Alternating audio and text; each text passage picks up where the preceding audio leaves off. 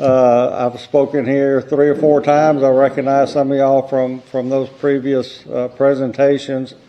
I'm really excited about this one because it's some really crazy stuff that happened back in the old days. And if you know just a little bit about Linc Waggoner, you know that this guy was a really wild boy. And that's really quoting him. I came up with that title for the book because during all of his trials and troubles with the law, he tried to rationalize his behavior by saying, I just grew up a wild boy, and just never could get that out of my system. Well, I don't know. I think there's a difference between being a wild boy growing up and killing half a dozen people or more. So we're going to look at Linc and another man that you may not have heard of. He's probably not as well known over here in Webster Parish as Linc Waggoner is, Tom Kinder. So I titled the book Wild Boys, Outlaws, Linc Waggoner and Tom Kinder and the Policy of Violence in 1890s Louisiana. So we're talking about 25, 30, 35 years after the Civil War when this really a reign of terror takes place, mostly in Webster and Claiborne parishes. Now these are some images of Waggoner on the left and Kinder on the right, and these appeared in newspapers all over the country. The thing is, probably the artist who drew these never saw either man, so we can't go by them as to what they look like, but I think they're probably pretty close. I mean, Waggoner was thought to be very handsome, kind of maybe an Errol Flynn type guy, just a dashing figure, and all the women would swoon when they saw him and that kind of stuff. I do actually have a photograph of him that doesn't look anything like this that I'll show you later. Tom Kinder was more of a rough and tough kind of guy. He operated a farm where he raised beef cattle, and he was a butcher, so he'd butcher the cows and sell the meat on the courthouse square in Homer. So that's our 2 main characters, but really there's a lot of people involved in this. It's not just these 2 men. Well, we're going to look at these 2 because they dearly hated each other. They wanted to kill each other. And part of that goes back to the fact that Waggoner was always wanted for something. And Tom Kinder was a special deputy sheriff in Claiborne Parish. Now, most of the sheriff's offices in North Louisiana at that time consisted of the sheriff and 1 deputy. And they spent the majority of their time at the courthouse because they had to protect the judge. They had to serve as bailiffs at the court. So it's not like it is today where you have deputies out patrolling the parish. They basically worked out of the courthouse, and that's probably where you're going to find them most of the time during the day. But the sheriff apparently hired Kinder as this special deputy just for going out and chasing down wanted men. He was like a bounty hunter, except he was on the parish payroll. He didn't work a regular shift like you might think a deputy would do today. When he was on the clock, so to speak, it was to go out and find fugitives from justice and bring them in. The only problem was that he brought a lot of them in dead, so he lost his job, and he started pretty much bounty hunting on his own. But when he was a deputy, he was always on the trail of Linc Waggoner. So Linc really developed a hatred of Kinder, and it became vice versa. Now, part of my title refers to a policy of violence. violence in North Louisiana, or Louisiana as a whole really, in the 1870s, 80s, and 90s was really at its peak. There wasn't much violence in North Louisiana prior to the Civil War or even during the Civil War. You know, the closest the Union Army ever got to North Louisiana was Mansfield, trying to get to Shreveport. You know, and further east, they went to Monroe, but they didn't really stay there long. So all the area between Monroe and Shreveport was free of any kind of fighting during the war. And, you know, there wasn't a whole lot of internal violence as far as the people that were living in this area. And when there was, it was taken care of. But after the war, there was so much confusion and chaos and the effects of the war itself that the rate of violence really picked up, particularly in North Louisiana. And this is just some of the reasons that violence occurred. One of them was cultural values. You know, most of the people living in North Louisiana had like a Scotch-Irish background, and, you know, it was a tough life moving from the East Coast to North Louisiana, and the most families had a philosophy of, you know, we're going to take care of our families whatever it takes. So, you know, if your family was threatened, you know, you used violence to protect your family. And even when I was a police officer back in the 1980s, when we'd stop a guy, he didn't get, and he was wanted or he was high on drugs or something, he didn't run like most of them do today. When the police stop somebody and they don't want to go to jail, they take off running in the woods. Back in the 80s, when I was working the street, people step out of the car and they're ready to fight. You know, that was just a mentality that has been passed down from generation to generation. It's a cultural value of, you know, fending for yourself, defending your family, you know, not taking guff off of anybody. So that's one of the reasons we had so much violence during this time. Another one is the breakdown of the economic and social structure after the war. You know, everything was in chaos. You know, slave owners no longer had people to pick cotton, and the economic situation was just destroyed. Banks didn't have any money. You know, people didn't. You know, they had to grow their own food, and if they were unable to do that for some reason, you know, they were in bad shape. So the situation with the chaos and the loss of property, you know, you had what they called carpetbaggers came in, raised the taxes, and a lot of people lost their land. So there was a breakdown there. Also a lot of political turmoil. A lot of the killings that took place in the 20, 30 years after the Civil War was related to politics. You know, it's pretty rough today, but back then, if you didn't like what the other guy thought, you know, you just killed him. You know, and for a couple of centuries, the Democrats had been in charge in Louisiana, and then all of a sudden, the Republicans, most of them coming in from the north, took every political office. In Lincoln Parish, where I live, there was a state senator that got a bill passed to create Lincoln Parish, and in that bill gave the governor, who basically deferred to the state senator, the power to appoint every police juror, every school board member, everybody from the sheriff and judges. You know, everybody was appointed by this one state senator, so he controlled everything in the parish.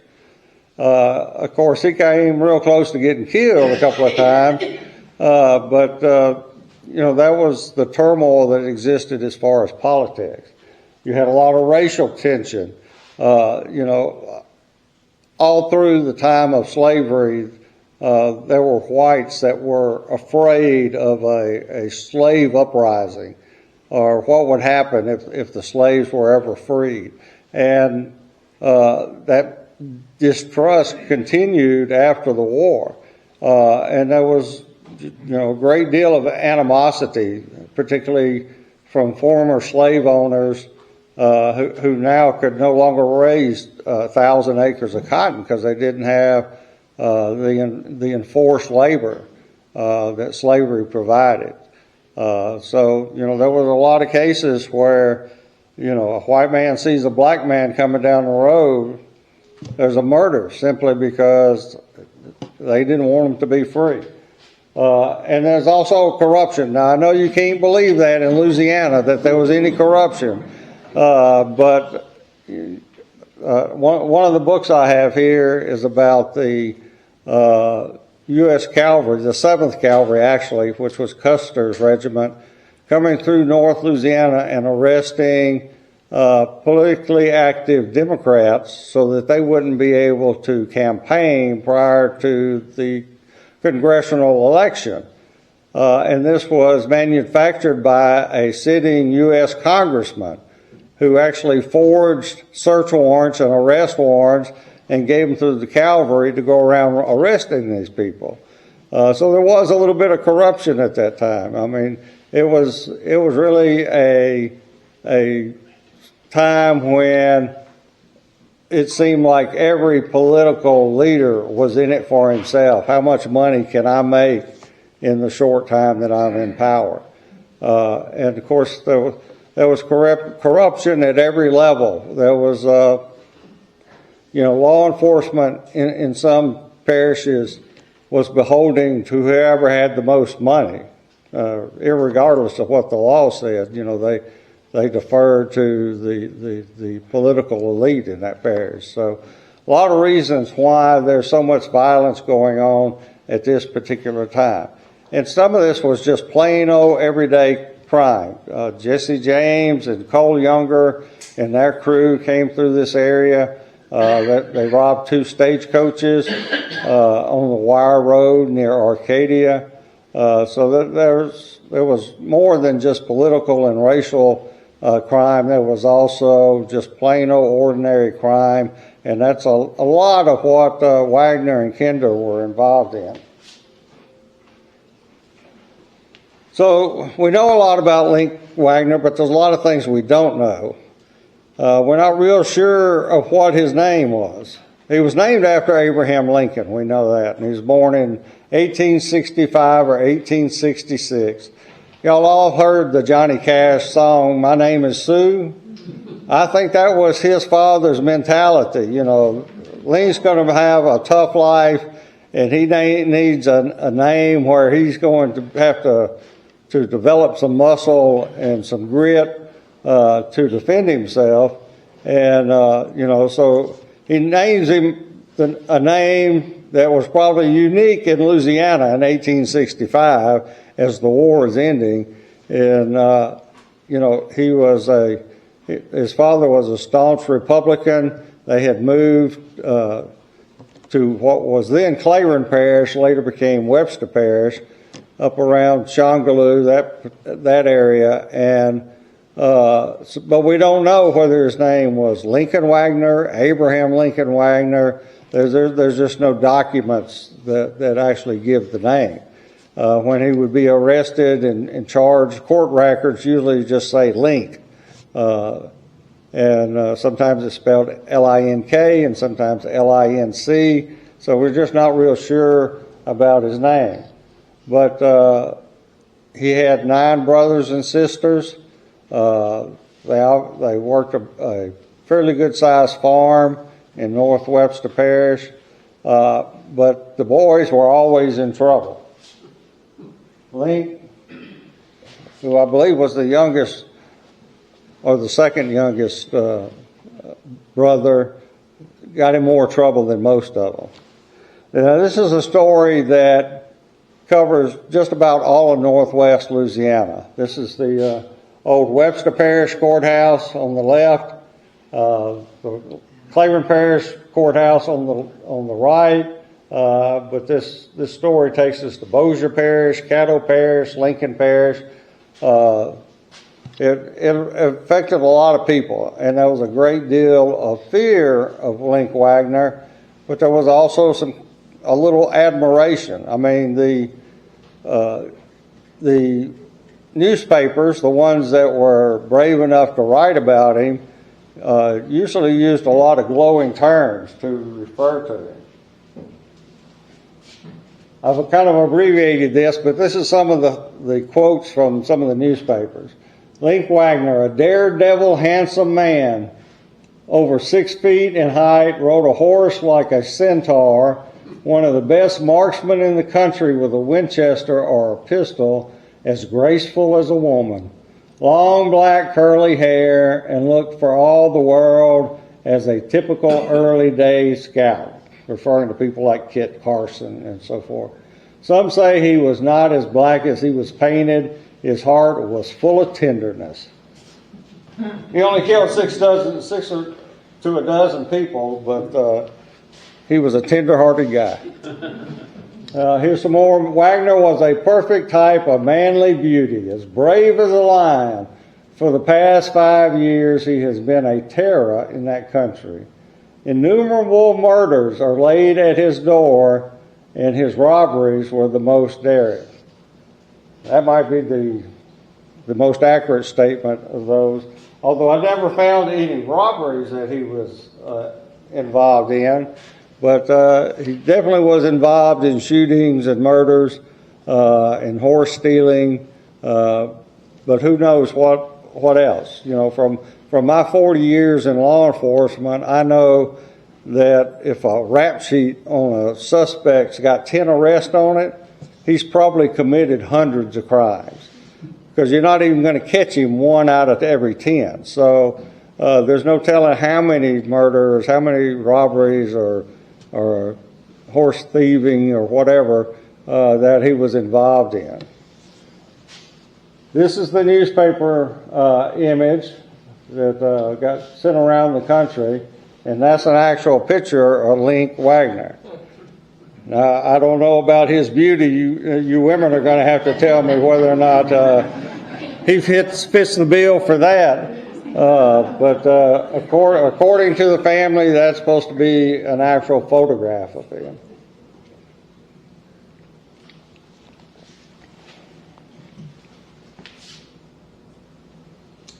This is one of his brothers. I don't know what happened to my wording there, but that's Jesse. That's an older brother that they called Spank, or Spunk, or Spink, you know, because every newspaper article spells it differently, so we don't know for sure.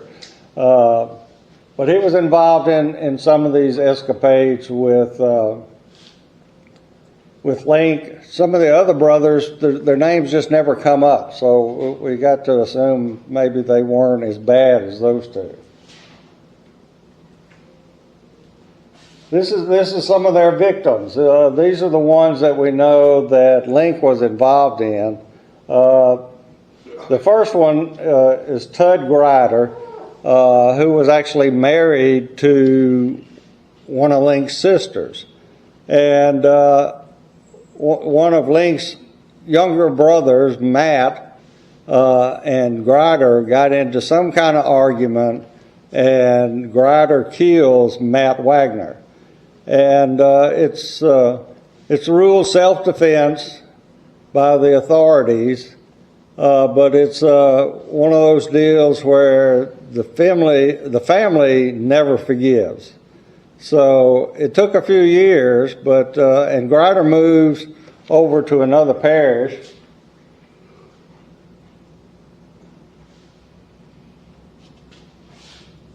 He moves to Bossier Parish, to a community called Rocky Mount, just to get out of Webster Parish. And all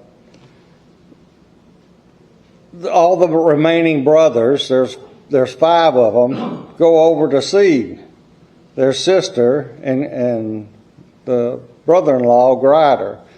And they hang around for a week or so, and everything's be going fine. There's no animosity, apparently. and then Grider's out in the field plowing one day, and they end up shooting him. And I don't know why my wording is not coming out right.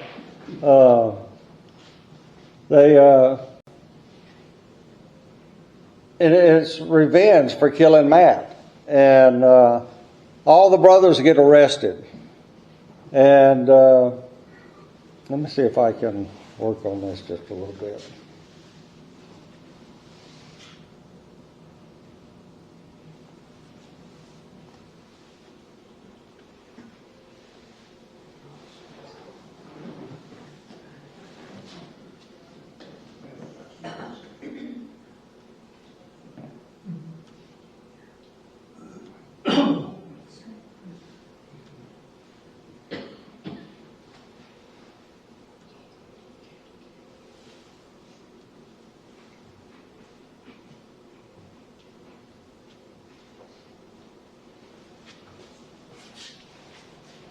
Okay, so Grider is killed, and they arrest the 5 brothers, and they really, the DA really only has a good case against Linc and Spank. So the charges against the other brothers are dismissed, and the trial continues just against Linc and Spank, and Linc is acquitted. The first of several acquittals we're going to see with him, and Spank is convicted, and he's sent to the state penitentiary, which at that time was in downtown Baton Rouge. This is before Angola was built. So he's in prison, and Linc continues pretty much on his own as far as his outlaw ways. Well, Spank eventually escapes from the penitentiary, comes back to Claiborne Parish. By that time, Linc is wanted for another shooting, Munn Newsom.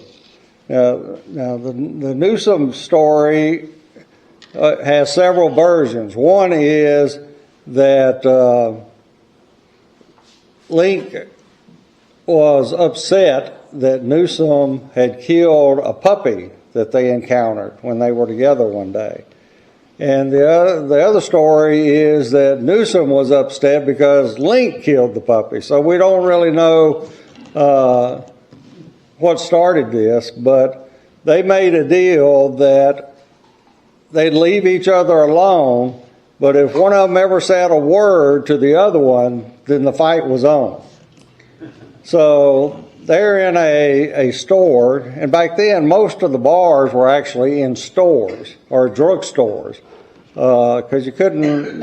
It was tough in rural North Louisiana to survive just selling whiskey. So you sold whiskey as part of your business at the store or the drugstore. A lot of them were drugstores, but they're at a store in Dykesville, which is just over the parish line in Claiborne Parish, in northern Claiborne Parish.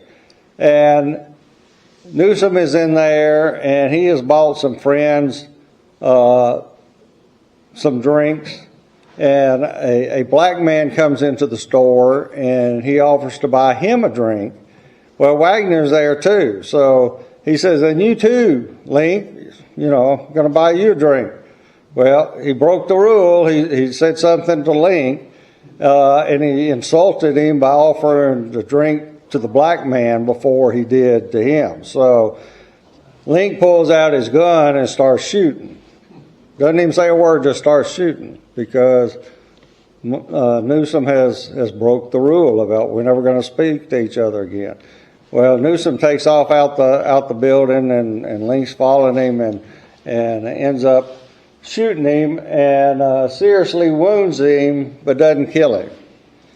Well, Linc is now wanted for attempted murder. And the VA develops a case, and I don't know if you can see it this small, but Cain Broomfield, possibly the black man that he bought the drink for, and Wesley Wortham, who was Broomfield's father-in-law, they both get killed by Linc Waggoner because they were the witnesses the DA had to testify against Linc in the Newsom case. So by this time, as I said, Spank had escaped prison. He comes to Webster Parish and picks up Linc, and they head to Arkansas, running from the law. And of course, Kinder has gone after them. The sheriff of Webster Parish has gone after them. The Claiborne Parish sheriff has gone after them. They're up in the mountains of North Arkansas where they had grown up, or where the family had lived prior to coming to Louisiana. We'll just hit a couple of these others. Ephraim Dickinson, this happened some years later, is just an ordinary farmer, and he hears that Linc Waggoner and Cuff Patton, C-U-F-F, Cuff Patton, who is one of Linc's other brother-in-laws, are going to kill a Dr. Day. And Mr. Dickinson tells the doctor what he's heard, that you know, these guys intend to kill you. We don't know why.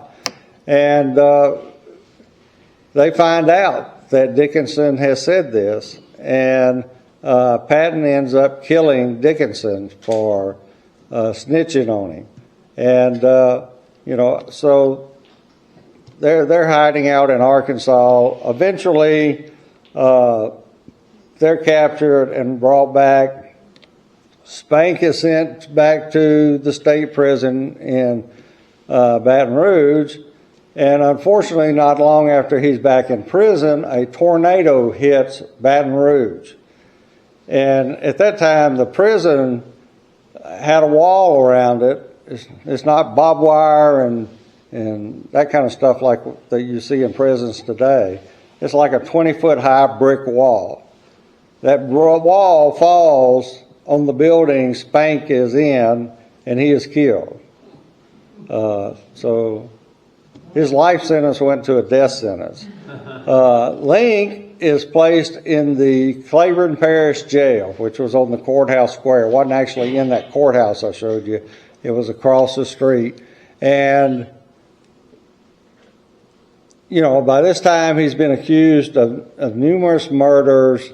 He's been acquitted once. He's killed the witnesses in another case, so that one's never going to go to trial. So the people in Claiborne Parish decide they were going to do something about Linc Waggoner. So late at night, they come to the jail with some sledgehammers and some guns, and they beat a hole in the brick wall of the jail and come inside. What they did not know was that somebody had smuggled 2 pistols to Waggoner in his cell. Back then, most of the time there were no windows. You'd have a window in a jail, but you'd just have the bars. There wouldn't be any glass or anything, so people could just throw things into a cell. So he fires a bunch of shots, wounds a couple of the guys, and they retreat.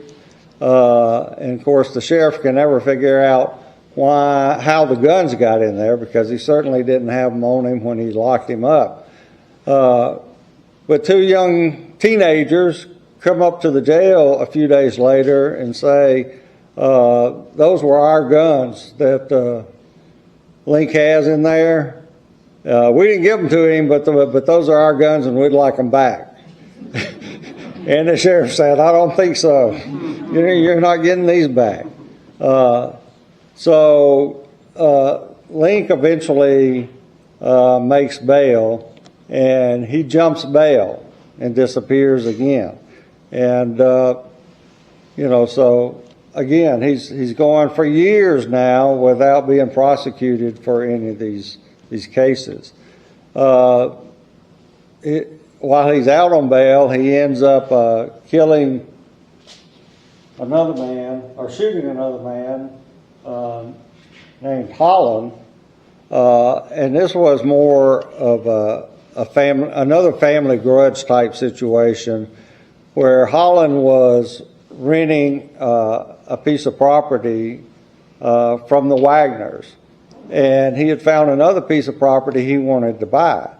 Well, he told the father, Waggoner, we're going to buy this other piece of property, so, I'm not going to be staying here any longer, which means the Waggoners are not going to be making any rent off of that little farm.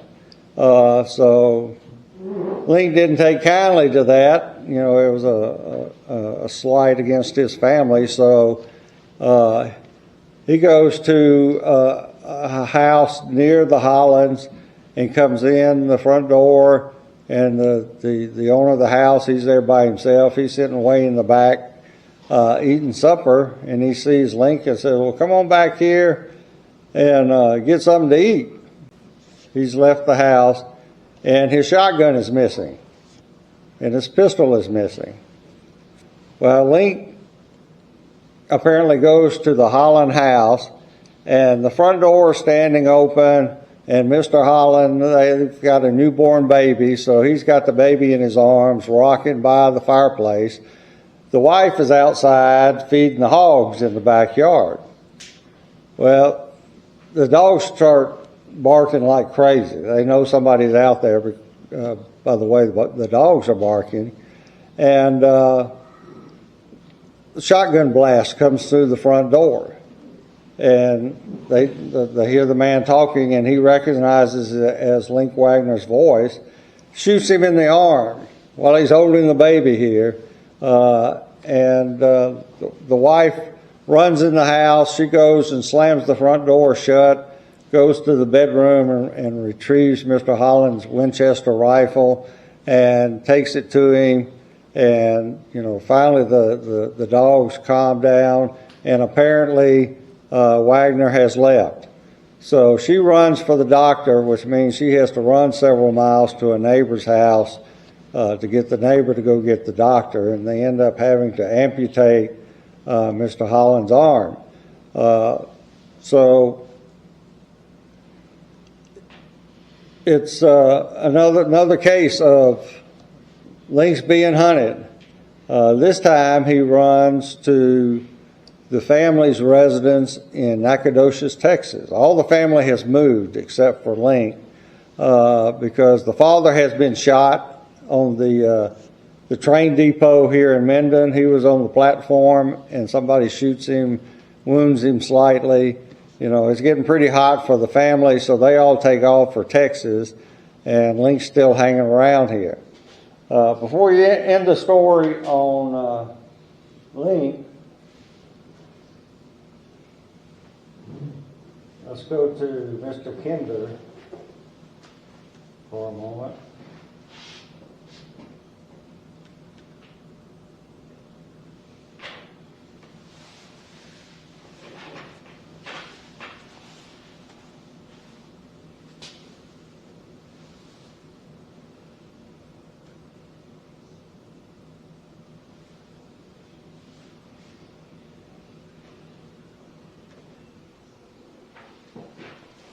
Kinder was one of the primary killers in the Ramsey-Tuggle feud. Now, I know we got a couple of Tuggles here. There's probably no Ramseys because they got run out of the country by the Tuggles. But this feud was much, much bigger from the Hatfield and McCoy feud. Y'all have all heard of the Hatfields and McCoys. Well, there's only about six people killed in the Hatfield and McCoy feud. There were close to 20 killed in the Ramsey-Tuggle feud, mostly in Claiborne Parish, but sometimes it was in Webster Parish or Bossier Parish. But Kinder, that I said was a part-time special deputy at one time, he is an ally of the Ramsey family. Now, some of the Ramseys held public office, like clerk of court. They were pretty well off. The Tuggles were farmers. A lot of the killing took place on what we call the White Lightning Road today, where most of the Tuggles live. But Kinder was a formidable ally to the Ramsey family. And it's hard to know who killed who because a lot of times the killings were from ambush.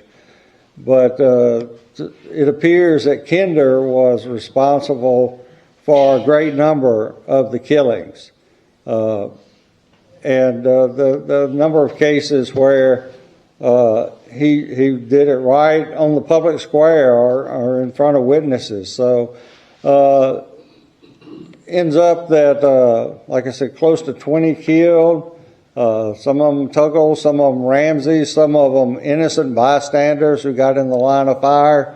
So, you know, it was a really rough time, particularly in northern Webster Parish and in Claiborne Parish.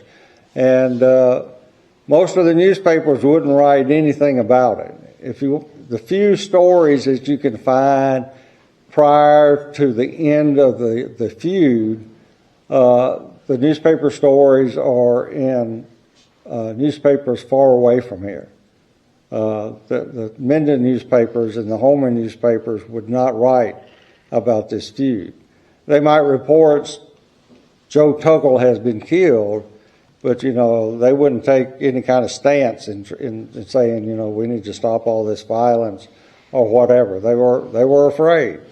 So law enforcement was also afraid. Like I said, you got a sheriff and one deputy, and there's not a whole lot they can do when faced with two large families and trying to curtail that.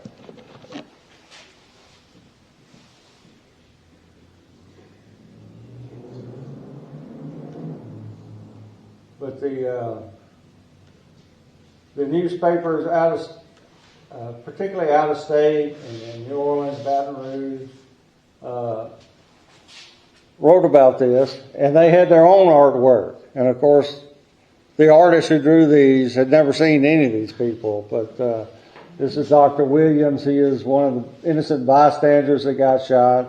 Joe Tuggle, John Ramsey, he was clerk of court, Bill Ramsey, and this is Henry Tuggle, who ends up getting killed by Kinder.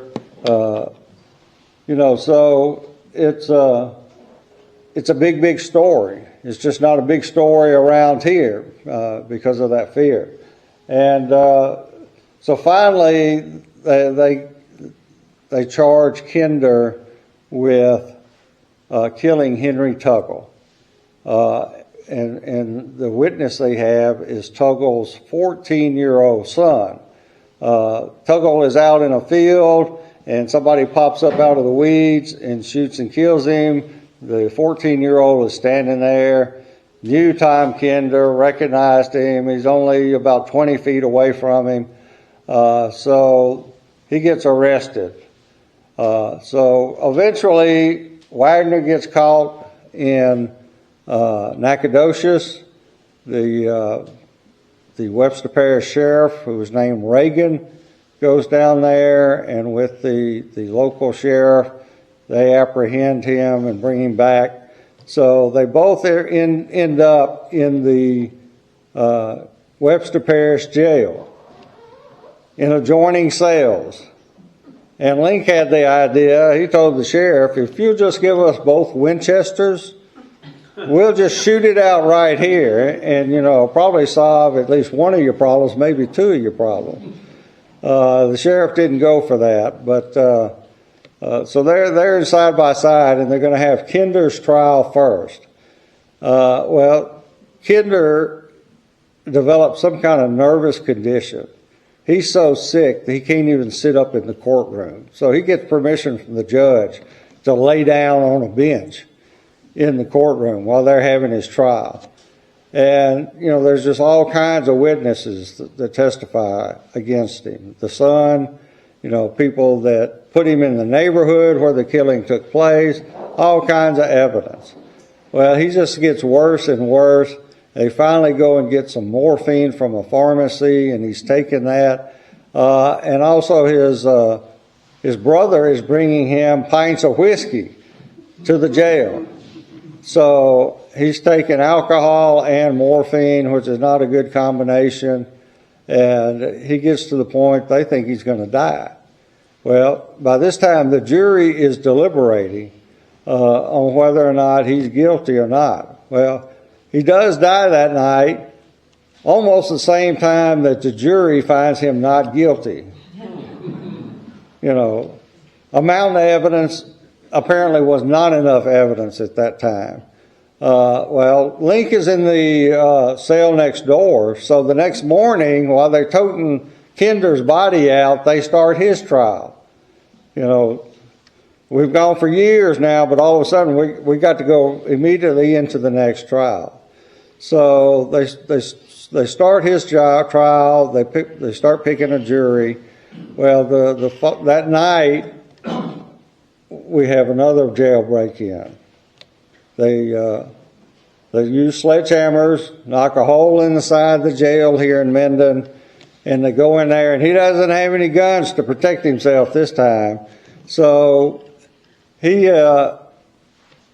has climbed up the chimney flue. In the corner of the jail cell is a more or less a chimney going up in the corner of the room. And it's really nothing more than a steel plate forming a triangle in the corner, and it's open at the bottom for the heat to come through, and climbed up behind that steel plate in the corner. So when the vigilantes get there, they're looking in the cell with a lantern and they don't see him. And they ask the other prisoners that are in the cell, where is he? And they said, hadn't seen him, don't know. Well, they finally say, well, we're going to start killing you if you don't tell us where he's at. So they say, well, he's up the flue there. So the vigilantes make the other prisoners pull him down by the ankles out of that chimney flue and bring him over to the bars for the door and hold him there so that they could shoot him. Well, one of them's kind of got his arm around Linc trying to hold him, and he said, well, you better move your arm or you're going to get it shot off too. So, they get him by the arms, they hold him up, and they shoot him about 12 times in the chest. He falls dead, and then they make the prisoners pull his shirt off just to double check to make sure that he's gone. So, of course, nobody could ever be identified from that. And at that time, there's all kinds of stories. The sheriff was at home. There's a story John Agin used to tell that the sheriff went to a local store and hid in a coffin. Who knows if that's true or not, but that was one of the stories going around. So finally, those two outlaws that have terrorized North Louisiana for several years are gone, and eventually there's others that take their place, but nothing like what we saw with those two. Any questions I can answer? I know we're about to run out of time. Well, those families still here. We know both sides. There's lots of Tuggles in Claiborne Parish still. Yeah, we got some in here. Henry Tuggle was my great grandfather. He lived in Cotton Valley. They shot him in front of the kids while they was picking cotton. They had the liberal Claiborne Parish to stay out of trouble. I have given this presentation before where we've had other members or descendants of the Tuggle family. Never have met a Ramsey. There are no Ramseys in the phone book in Claiborne Parish. I mean, they took off some of the other targets. There was a man in Homer named A.K. Klingman who had a great big hotel. He had the largest plant nursery in the South. And he left all of that behind and moved south of Shreveport so that he didn't become another victim. He was an ally of the Tuggle family. My grandmother's nickname was Muddy. I don't know why they made her Muddy, but they did Muddy. Her real name was Sarah Tuggle. And she said if Linc Waggoner, if Tom Kinder didn't get convicted, she had a little pistol in her petticoat, and he would be convicted. But unfortunately, he met the demise with Outlaws and Witches. Right. Yes, sir.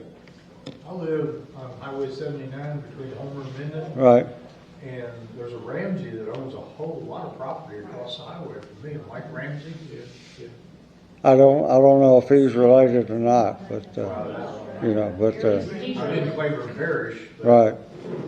You know, He's part of my family. He's George Washington Alexander that had a bunch of land.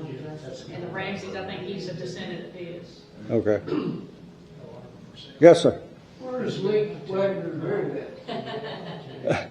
Well, I found a newspaper article that said he is buried in the Minden City Cemetery, but it would be an unmarked grave. Something that I was going to say that Wesley had brought to my attention. He emailed me one day and asked me about it, and I was like, I don't have any idea where he might be. But that's what he said. There's no indication that the body was moved at any time. Now there is a Waggoner cemetery somewhere in northern Webster Parish, and there's even a list of the graves on Find a Grave, but I have found nobody that can tell me where it's at. So if any of y'all know, please let me know where the Waggoner cemetery is. I bet you Gary Bridges would know. Well, and I've even, like years ago, I was in contact with a descendant of the Waggoners asking me the question, where is it at? Because even the descendants weren't aware. It's right there, like the Grider Cemetery is right in that same location. So I even question, is the location of this cemetery based on a family claim that it's there? I don't know if there's any hard evidence of, you know, exactly where it was, but it is right there in that, and there's just a handful of graves, I think, that are in a very grown-up spot there. But like I said, that's, I believe I'm saying that right, it is the Grider Cemetery. So whether, you know, there's graves that just are no longer marked or, you know, whatever. But it's Didn't you suggest to me one time that the Grider and Waggoner cemeteries may have been the same thing? That's not, Because they were related. You know, Tug Grider had married one of the Waggoner sisters. But, you know, by the time Linc Waggoner is killed, all the Waggoner family has moved to Texas.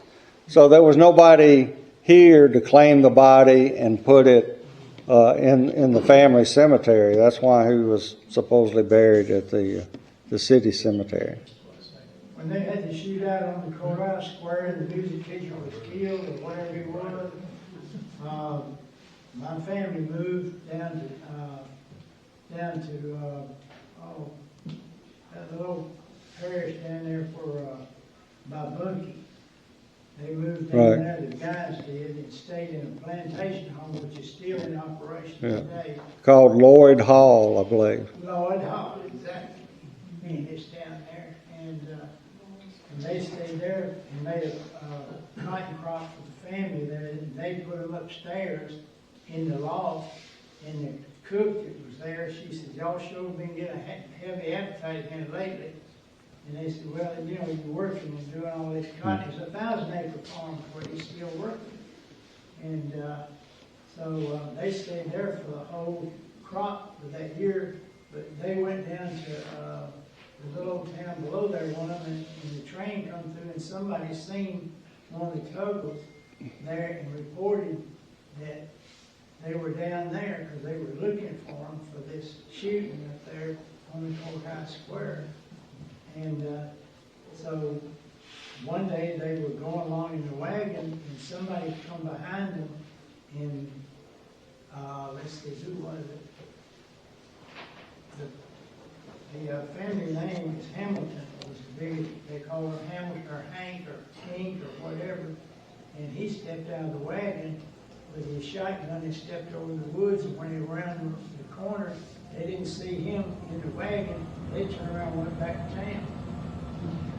And but later on, they got the word that everything had cooled off and they probably would be prosecuted. So an Indian led them up to the backwoods, back to Homer, so they could get it without being seen by anybody. that would end the whole story, not This would make a wild movie, but it would definitely be rated R because it's just a lot of bloodshed. So between what the Waggoners were doing and the Ramsey-Tocco feud, you're talking almost 30 people dead. And what started the feud? Well, it was a dog. one of the stories is it was over a dog that I don't remember the story entirely, but maybe the dog was chasing a neighbor's hogs or something like that. There was also a story that one man had taken a black woman into his home, and that upset the other family because he had been dating or was married to a member of the other family. There's so many different stories that it's hard to know exactly what the truth is. Anybody else? I've got books about the story. Goes into much more in depth than what we could do tonight.